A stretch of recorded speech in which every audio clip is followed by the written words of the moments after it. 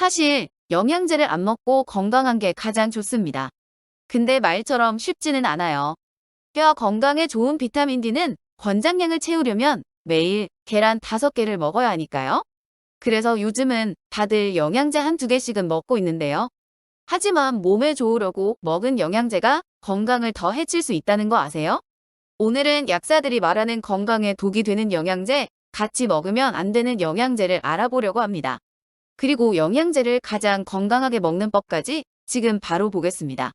첫 번째, 비타민을 과도하게 복용하면 장기가 돌처럼 굳어질 수 있습니다. 요즘은 비타민을 1개 이상씩 먹고 있는 분이 많은데요. 비타민을 먹을 때 한 가지를 너무 오래 먹거나 다른 영양제와 함께 먹을 때 주의해야 합니다. 캐나다 의학협회지에서 본 어거스트 교수는 비타민 D를 고용량 섭취할 경우 미세혈관석 회화와 심부전 등의 문제를 일으킬 수 있다고 했습니다. 54세 남성에게서 독성 문제가 보고됐기 때문인데요. 혹시 모르는 분들을 위해 아주 간단하게 설명드릴게요. 비타민은 수용성과 지용성으로 분류돼요. 수용성은 물에 잘 녹는다는 것이고 지용성은 물보다 기름에 잘 녹는다는 말인데요. 수용성에는 비타민 B와 비타민 C 등이 있고 지용성은 비타민 A, D, E, K 등이 있습니다. 이 중에서 지용성 비타민은 필요 이상으로 많이 먹거나 장기간 먹을 때 주의해야 합니다. 왜냐하면 체내에 축적될 수 있기 때문이에요. 특히 골다공증 예방에 좋은 비타민 D를 과도하게 먹으면 고칼슘 혈증으로 인한 중독 증후군이 나타나게 됩니다. 증상으로 메스꺼움, 구토, 식욕부진, 불안감 등이 있는데요. 여기서 중독으로 인해 혈중 칼슘 농도가 높아지면 더 큰 문제가 됩니다. 석회화를 일으킬 수 있기 때문이에요. 그래서 캐나다 골다공증 치료 가이드라인에서는 성인의 1일 비타민 D 기준을 400에서 1000IU로 정하고 있습니다. 미국 가이드라인의 경우 70세까지 600IU를 권하고 있어요. 이와 같은 중독 증상이 나타나는 경우 즉시 복용을 중지하고 의사나 약사와 상담할 필요가 있습니다. 또한 비타민을 여러 가지 먹어야 할 때 각각 먹는 것보다 종합 비타민 하나를 먹는 게 좋을 수 있습니다. 다음은 비타민뿐만 아니라 유산균이나 홍삼에 대해서도 말씀드릴 텐데요. 그 전에 혹시 안 하셨다면 황금건강학교 구독과 좋아요 눌러주세요. 열심히 연구해서 우리 모두가 건강하게 사는 정보를 만들어 갈게요. 댓글로 출석 체크와 궁금한 점도 적어서 같이 이야기 나눠봐요. 두 번째, 그럼 비타민은 어떻게 먹는 게 좋을까요? 먼저 비타민제는 원료에 따라 합성 비타민과 천연 비타민으로 나뉘는 거 다 아시죠? 비싼 만큼 천연 비타민의 효능이 더 좋다고 하는데요. 연구 결과 흡수율은 천연 비타민이 더 좋지만 효능에서 큰 차이는 없다고 합니다.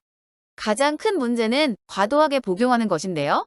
단일 비타민과 종합 비타민을 이것저것 섞어서 먹으면 과도하게 먹을 가능성이 높아요.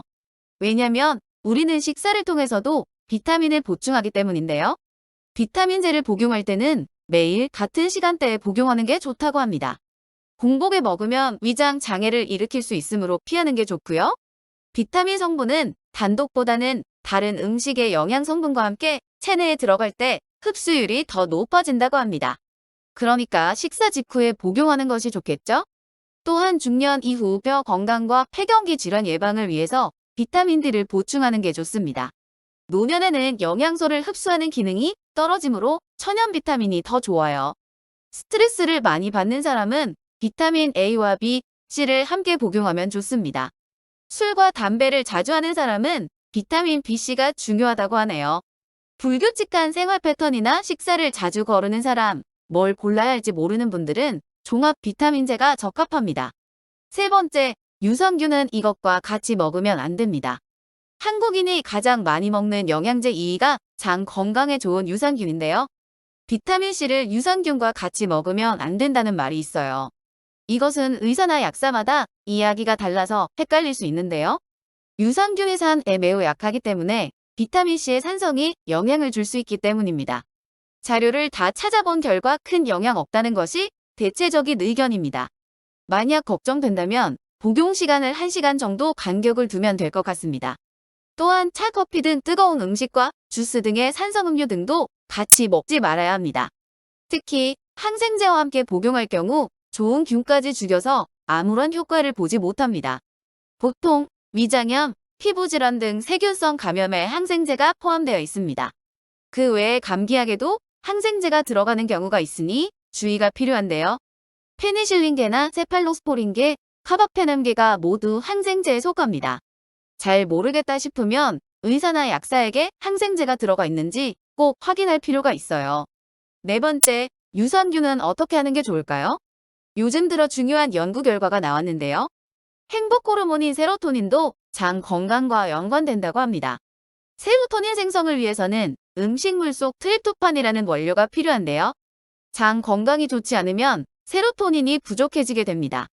그러면 우울증, 불면증, 스트레스로 이어지면서 과민성 대장 증후군 등의 장 관련 질환이 자극될 수 있습니다. 대장과 소장은 음식물과 함께 각종 세균이 가장 오래 머물며 통과하는 곳입니다. 그래서 질병과 싸우는 면역력을 담당하는 곳이 바로 장입니다. 인체 면역세포와 항체의 60%가 장에 몰려있을 정도예요. 장 건강은 암세포, 세균, 바이러스 등도 관련이 있기 때문에 유산균이 건강에 도움을 줄 수 있습니다. 유산균이 좋은 기능을 발휘하려면 장까지 잘 도착해야 하는데요. 그러기 위해서 위에 산도를 떨어뜨려야 해요. 공복에 물 한 잔 마신 후 유산균을 먹으면 생존율을 높일 수 있습니다. 또한 채소와 함께 먹으면 장 속에 유산균이 잘 자랄 수 있게 좋은 환경을 만들어줍니다. 만약 항생제를 복용했다면 유산균은 5시간 후에 먹는 것이 좋습니다. 좋은 유산균을 고르는 방법은 다음 영상에서 만들어 볼게요. 다섯 번째, 홍삼 먹을 때 이런 분은 조심하는 게 좋습니다. 홍삼은 인삼과 다르게 체질을 타지 않는다는 말이 있는데요. 하지만 홍삼도 인삼과 크게 다르지 않기 때문에 열이 많은 사람은 조심할 필요가 있습니다. 홍삼은 체내 열 생성을 증가시키고 혈관을 이완시켜서 고혈압 개선에 도움이 되는 것으로 알려졌는데요.